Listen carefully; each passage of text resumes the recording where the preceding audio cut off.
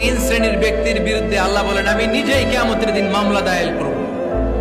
I will be against them in the day of judgment. Three categories of people I will be against them in the day of judgment. তিন শ্রেণীর লোক কিয়ামতের দিন তারা ছাড় পাবে না।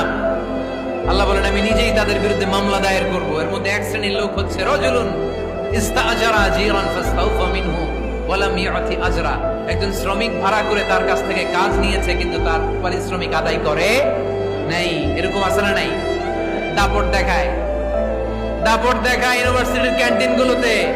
ইউনিভার্সিটির ক্যান্টিনে যে খায় মাগার বিল দেয় না, এরকম টাকায় দাসরা নাই। চায়ের দোকানে চা খেয়ে আগে পরে দিব, বিল দেয় না, আছে না নাই? দোকানে যে পণ্য কিনে বিল দেয় না, পরে দিব, আছে না নাই? কিয়ামতের দিন আল্লাহ তোরে মাস্তানি ছুটাবে, চিল্লায় এখন ঠিক কিনা?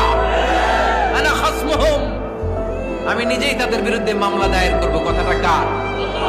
এজন্য বিশ্বনবী বললেন খবরদার, মেহনতি মানুষ, খেটে খাওয়া মানুষ, এদের দোয়া কবুল হয়ে যায়।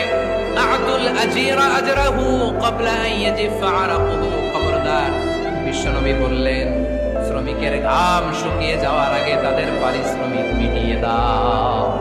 বিশ্বনবীর বিখ্যাত হাদিস, আতুল আজিরা আজরাহু ক্বাবলা আন ইয়াজিফা আরাকুহু। শ্রমিকের ঘাম মাটিতে লাগার আগে, শুকিয়ে যাওয়ার আগে তাদের পারিশ্রমিক মিটিয়ে দাও। কেননা তারা যদি বদদোয়া করে তোমার জীবনকে জাহান্নাম বানিয়ে দিবে কে?